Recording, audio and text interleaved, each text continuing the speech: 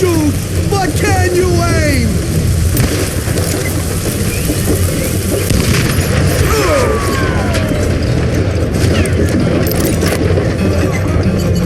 I'm going all medieval on your ass.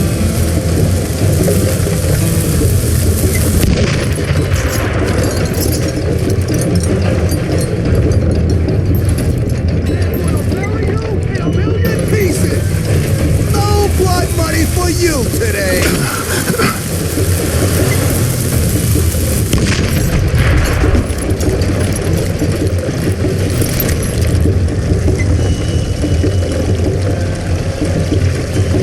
You ain't taking me. Boom.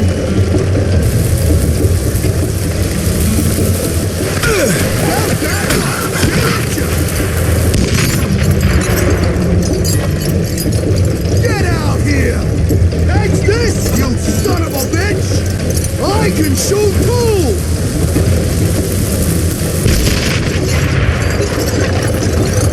Why not just give up?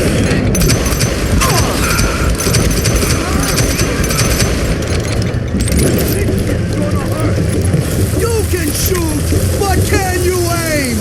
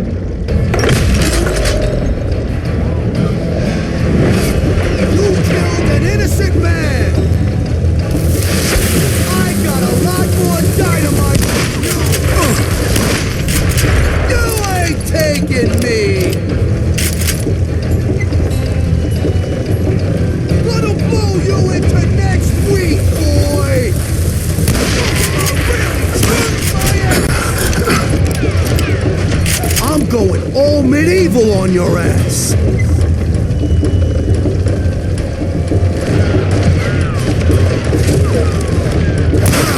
Just and die.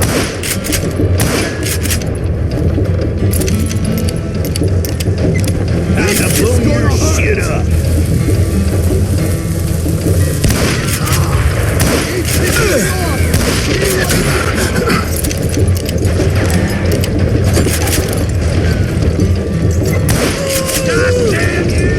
So that's how Henry Plummer died. Him and his crew were worth their weight in gold. And now, I was officially a bounty hunter.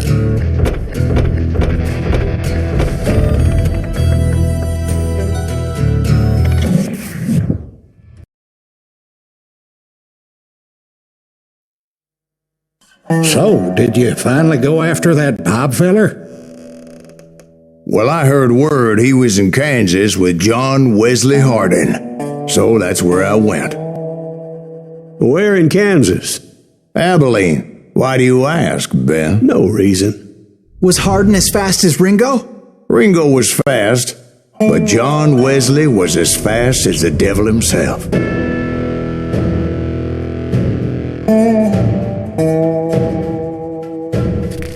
Hell, he killed his first man at 15. From that day forward, he had a price on his head and wouldn't back down for nobody, not even Wild Bill Hickok himself.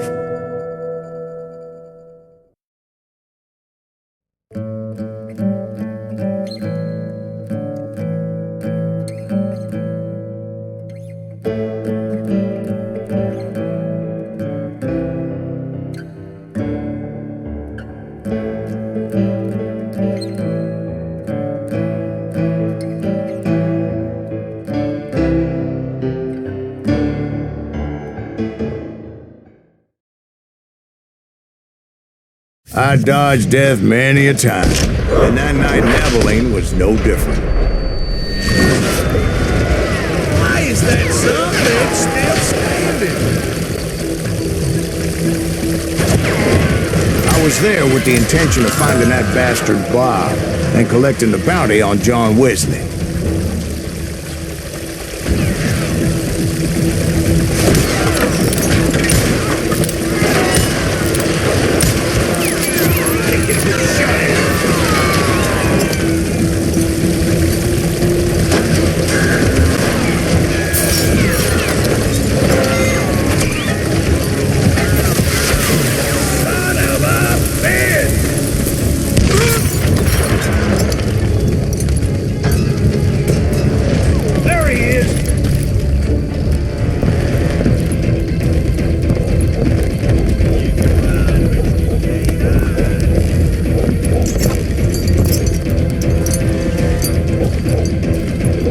Where you're shooting.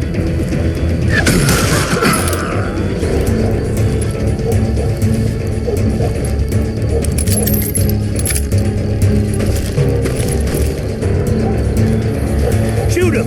Shoot him!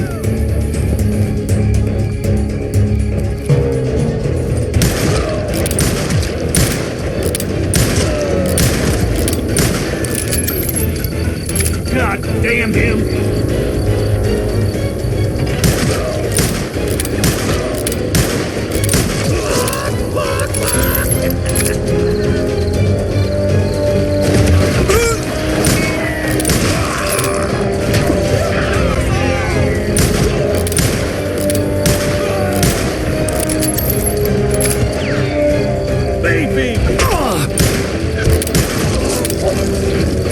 I thought the Texas Rangers got Hardin.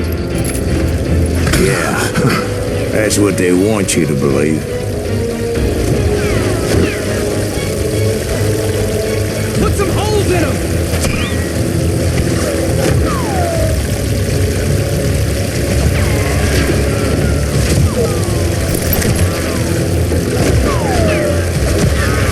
Somebody kill him!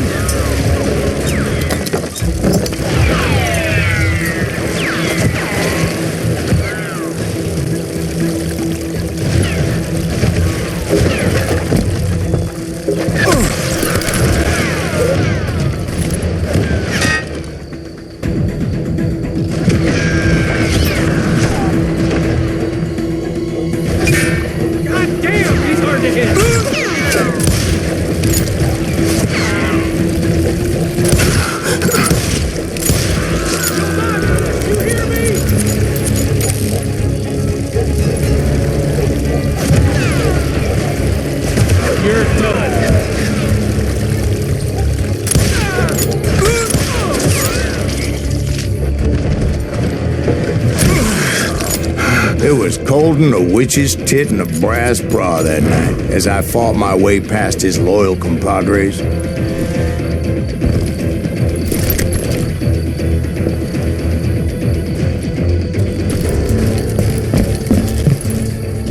the very same saloon we're sitting in today. Look around and imagine this place painted in blood. Hardin was waiting for me, and...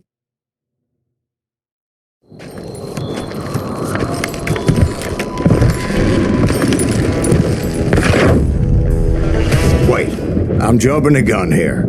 Let me back up and give you some background on this sumbitch. He deserves that much. Don't you think so, Ben? John Wesley Hardin was a killer. By the end, he confessed to taking the lives of 42 men. Fathers and husbands, brothers and sons, men with families who cared about them. He was a bona fide folk hero by then, and had amassed a gang of armed miscreants and other assorted thugs. He and his men set up camp outside of town, and I was hoping Bob was among them. God damn it! Shoot that son of a bitch! They didn't ask why I was there. They knew. As most of them were wanted as well. I figured Hardin was here somewhere, but to get to him, I'd have to get past his gun hands. And that was easier said than done, as most of them were as foolish and full of bravado as I was.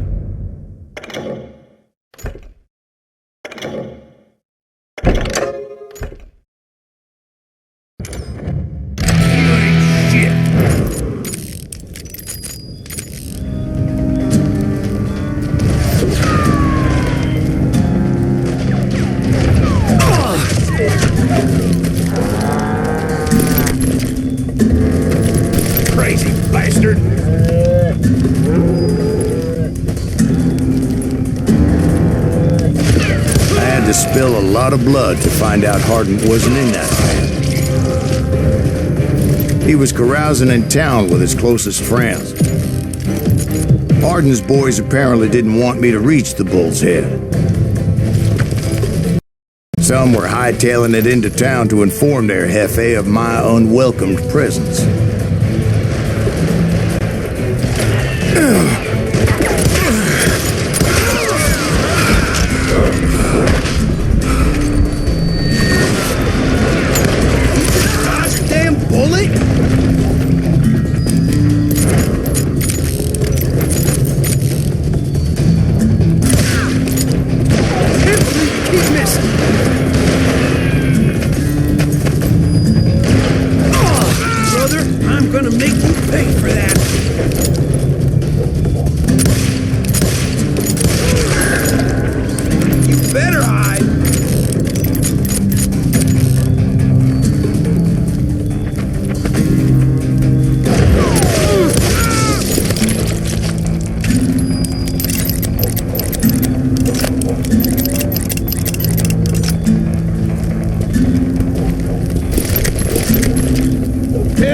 Someone's coming for him!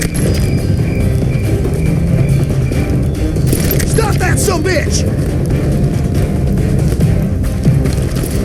Let the boys know we got another law dog.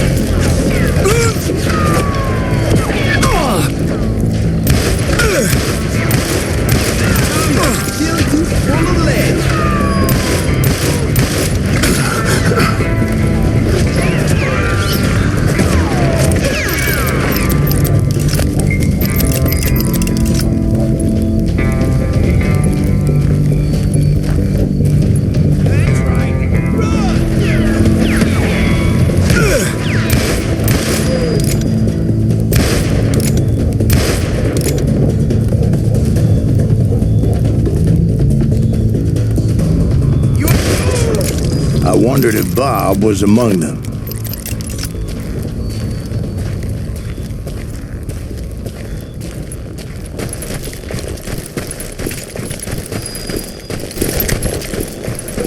And I steeled myself for the fight ahead. For as good as I was, deep down I wondered if John Wesley wasn't just a little bit better.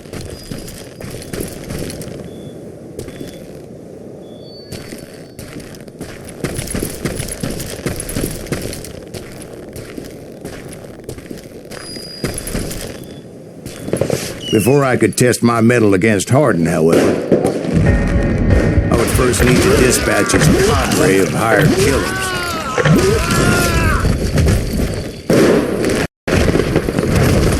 Most of these degenerates were beyond redemption, but John Wesley might have been a different story.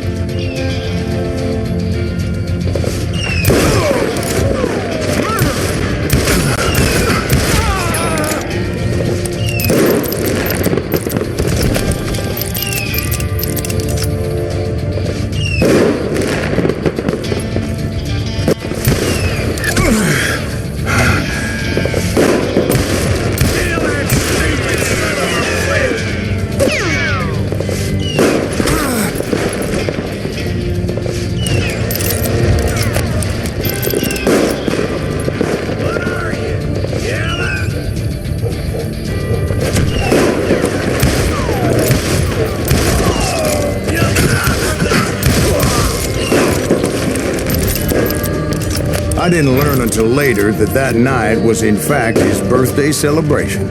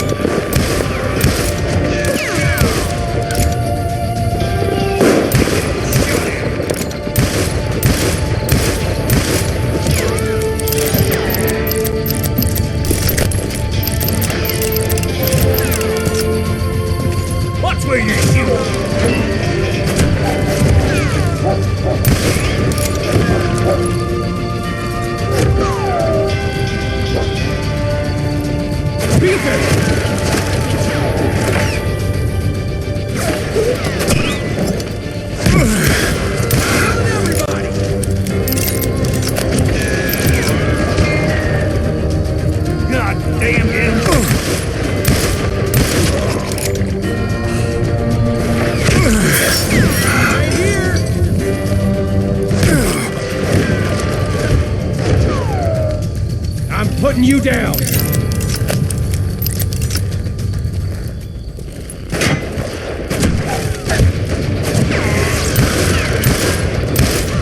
God damn him!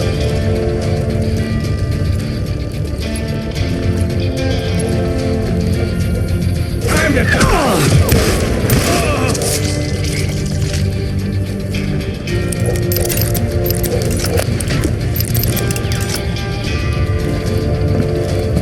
Shoot him! Shoot him!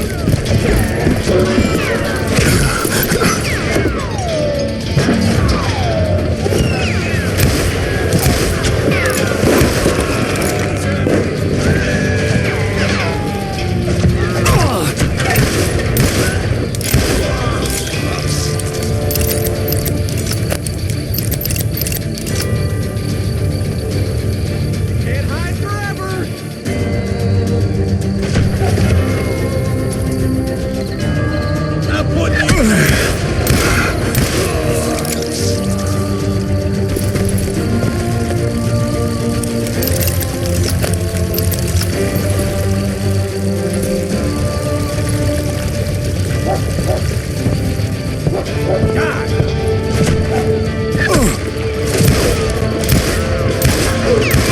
I think I already mentioned that I found Hardin in this very saloon.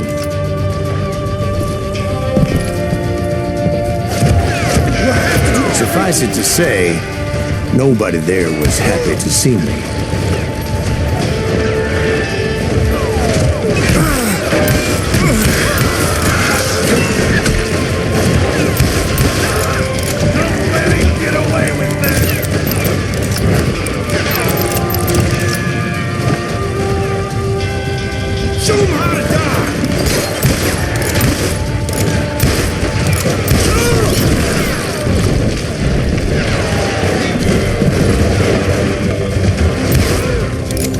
fact, I felt a certain hostility.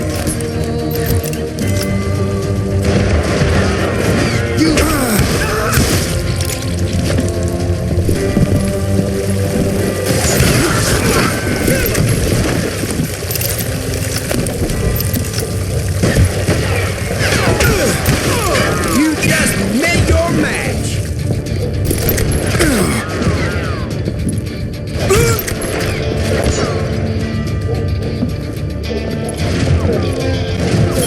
I'm gonna shoot you dead. I was disappointed that neither Bob nor John Wesley were among the dead. But that was short-lived, as a moment later I was facing down the fastest gun in the West.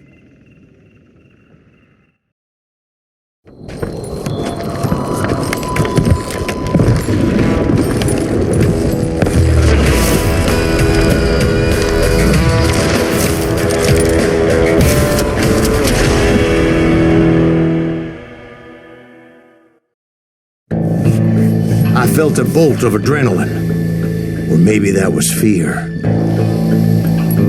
He was well known for his tricks, and I knew I'd need my own if I was ever to defeat him.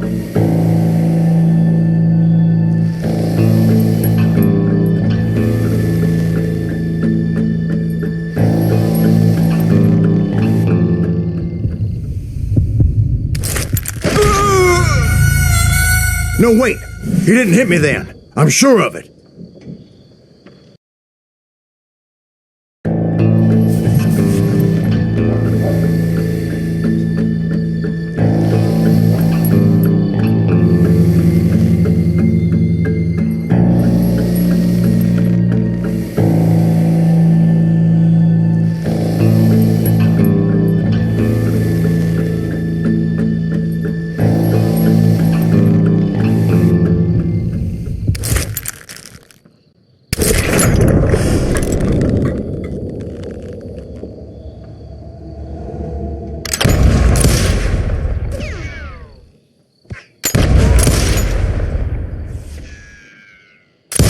That man was faster than greased lightning.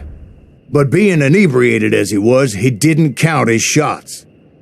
And now, he was at my mercy. So he didn't die? No, I sent him to prison. Years later, after he was free, some restless avenger took his life. Shot him in the back in a saloon just like this one. Anybody up for another beer? Ben?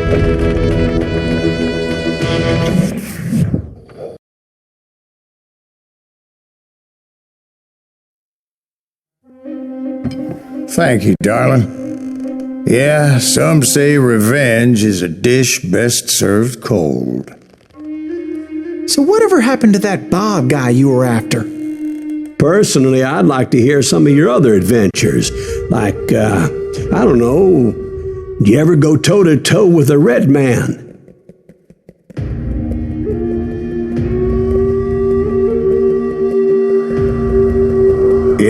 Yes, I did, Ben.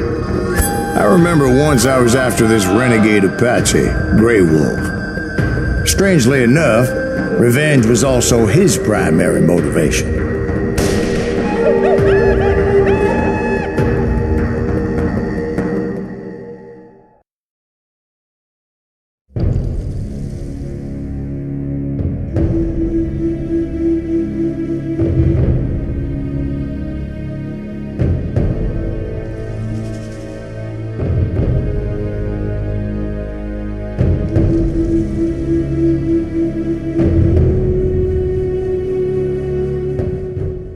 A bounty was put on Grey Wolf's head, and that's how I came to hunt him in the mountains.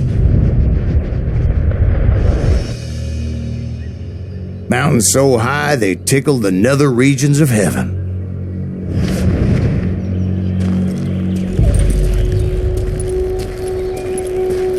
Grey Wolf was a Chiricahua Apache medicine man who had led a war party in revenge for a massacre against his people. The U.S. Army had attacked his tribe during his daughter's sacred sunrise ceremony, and the slaughter was unspeakable. I understood his anger, as there's nothing more traumatic than seeing those you love die in a cruel and painful death.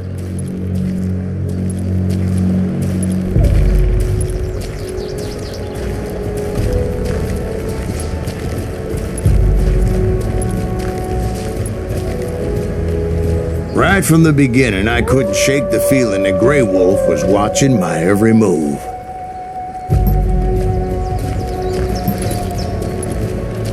He led a band of young Apache warriors who wanted retribution and were more than willing to die for him.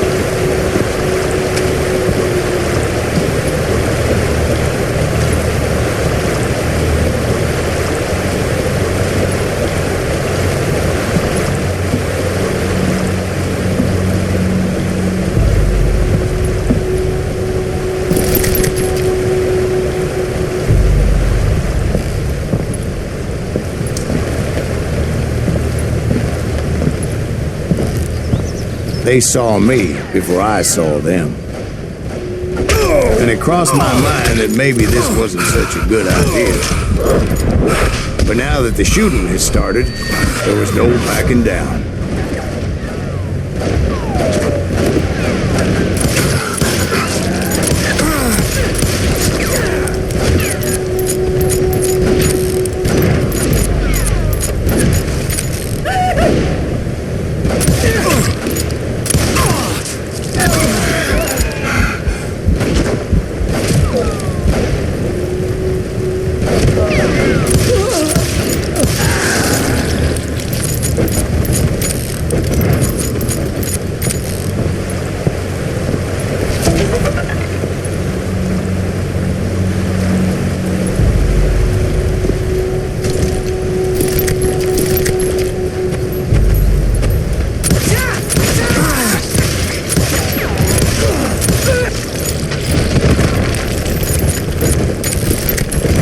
It was rugged country, the winter home of the Chiricahuas, and that's why they had retreated there.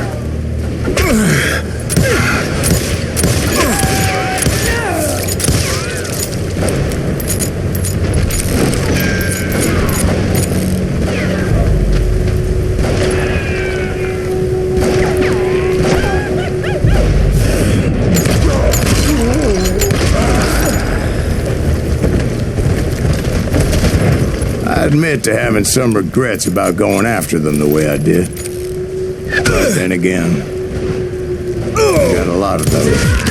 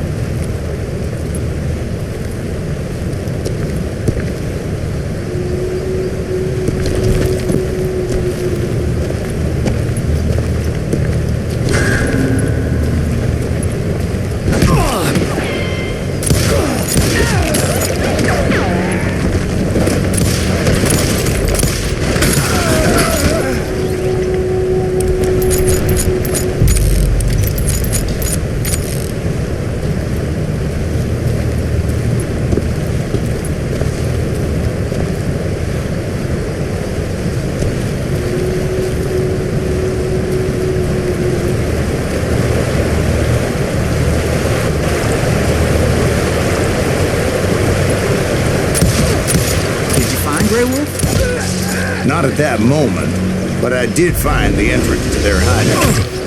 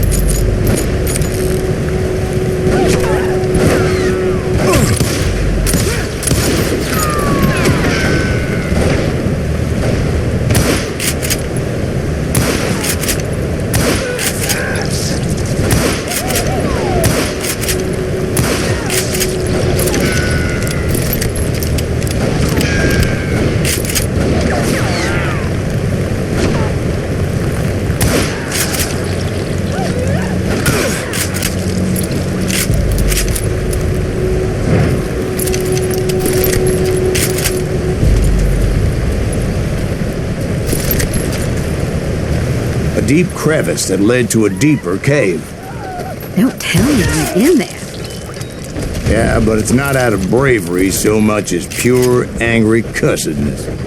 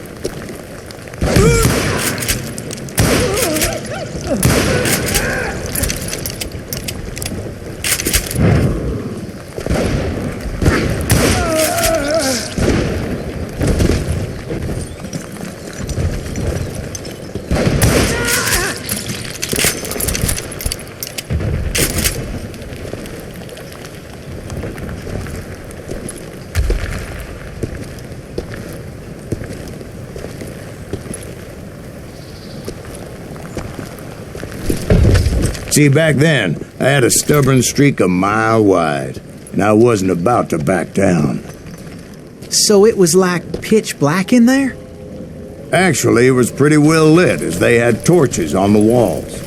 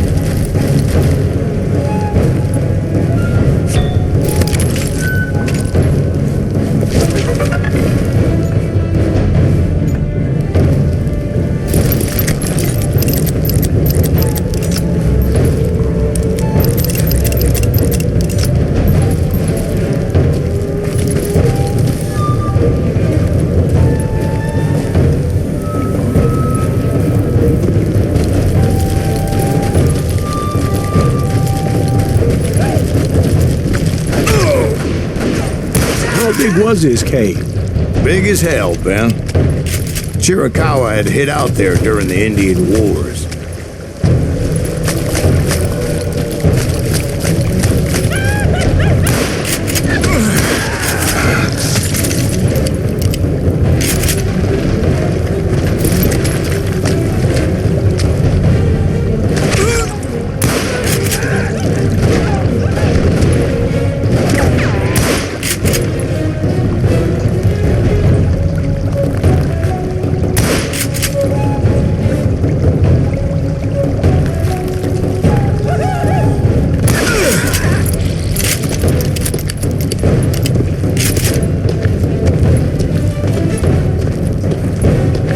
They thought it was haunted with the ghosts of those murdered by the horse soldiers. The cave was haunted with dead Indian ghosts?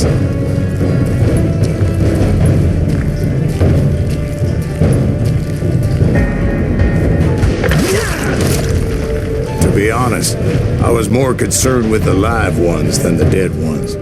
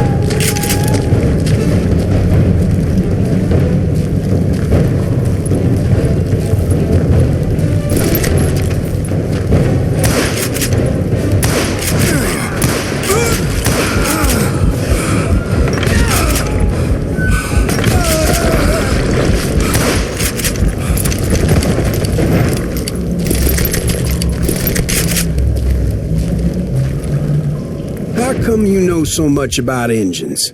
A few years back, I was married to two Mescalero women. At the same time? Yeah, they were sisters.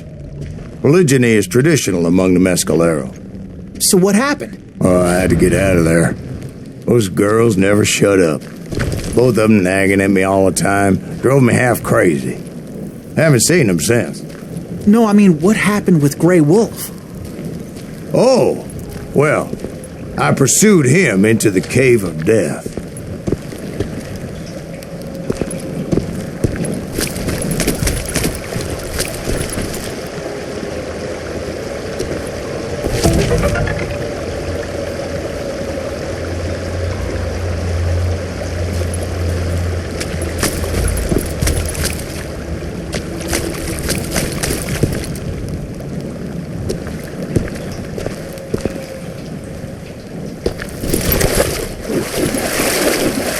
Came upon this flooded grotto, and that's when I saw him. He came to me unarmed and unafraid. His voice echoed in the shadows, and I sensed he meant me no harm. You carry great darkness in your heart, and if you do not release it, it will claim your soul. The sound of his voice put some kind of ancient Indian spell on me.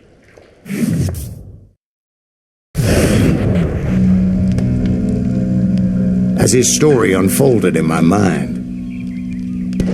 You will come to this place again and kill many more men, and the darkness will grow until it consumes everything that you are. The soul would have no rain, the eye had no tears. He said I was a great warrior, a coyote man, unequaled by any other pale-faced warrior, or something like that. The snakes will bite shadows of your past until a venom poisons your heart, and an echo of the song of the dead summons the spirits deep from within the mountains.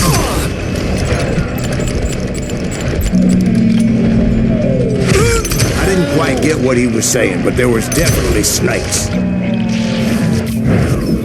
And indeed, his warriors surrounded me and attacked me like hungry wolverines. They couldn't stop me, though, and Grey Wolf wasn't in the mood for idle talk.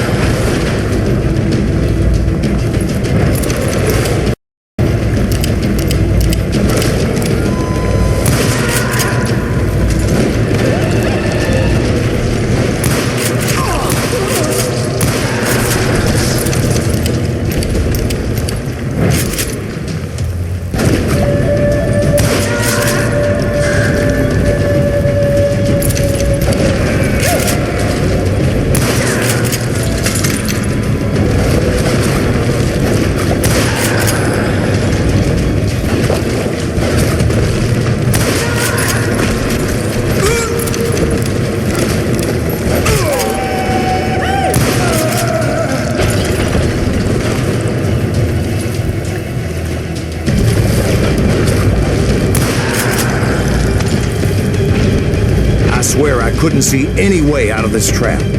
But suddenly, one just appeared. Kind of like a miracle.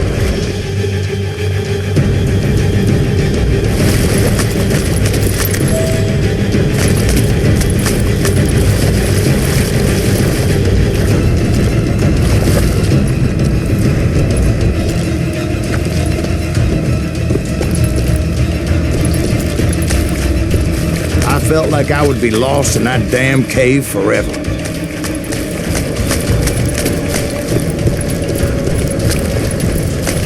Finally, I found myself back outside, perched on the edge of a precipice, overlooking a thundering whitewater river. To get where I was going required several leaps of faith, but no way in hell I was turning back.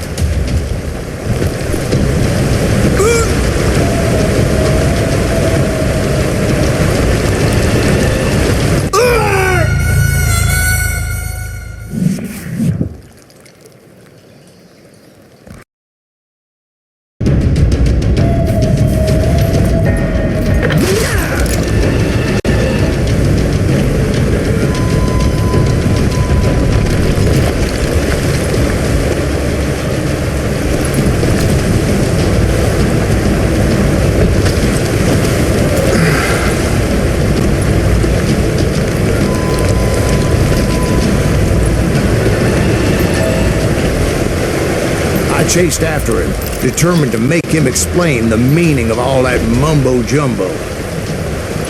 Mumbo-jumbo's right. Are you making this all up as you go? A few details may be fuzzy, brother, but I am relating exactly what happened to me.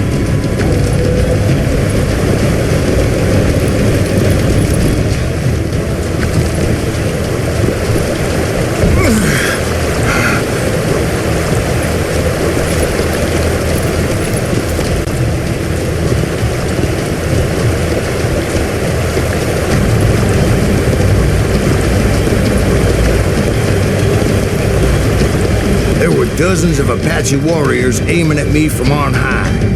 Dozens? Well, maybe not dozens, but there was a lot of them. At least 3 or 4. Well, more than that, little lady.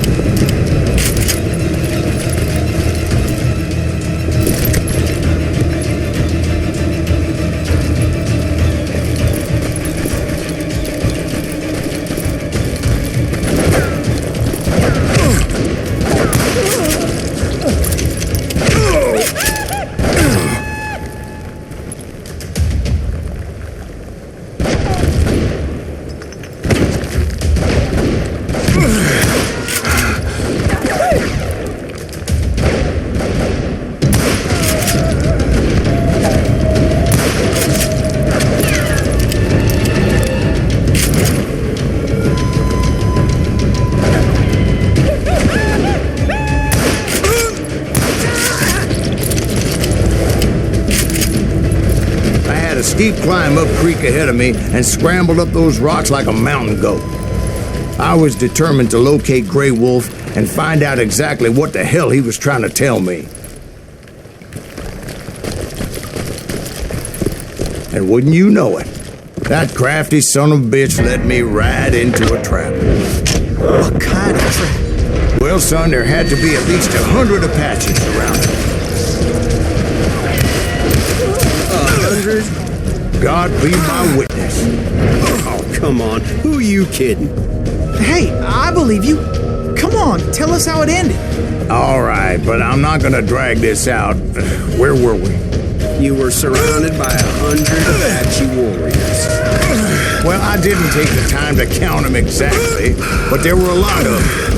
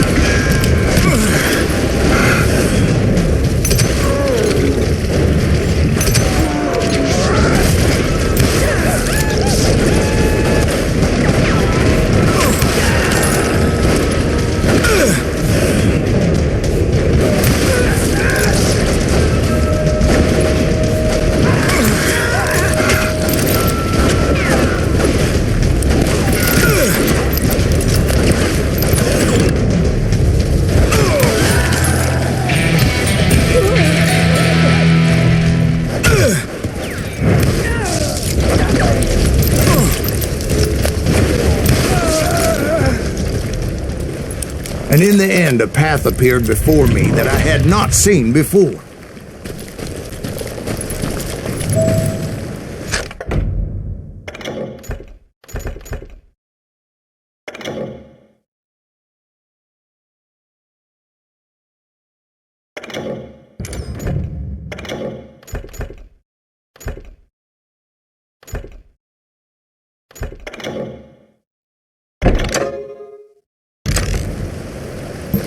I followed it as I desperately needed to find out what Grey Wolf was trying to tell me.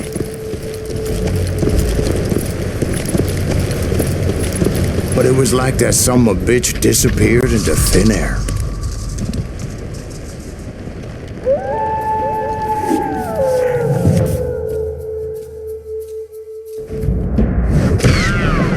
Never did find him.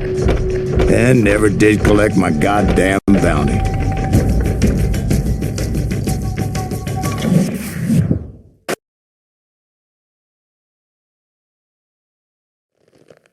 Thank you, darling. It's interesting how the truth can sometimes seem mite malleable, depending upon your point of view. Like how those dime novels make you out to be something you're not? Jack, don't be starting trouble.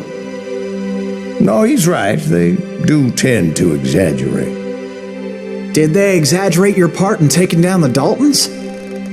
Well, I was there in the flesh, boy, so I saw what happened firsthand.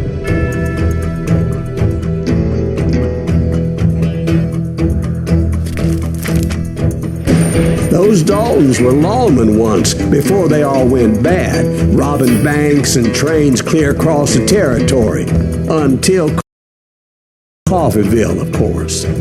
I was one of the citizens who took up arms that day. Fighting on the side of the riot? I did my best, sir. We all did.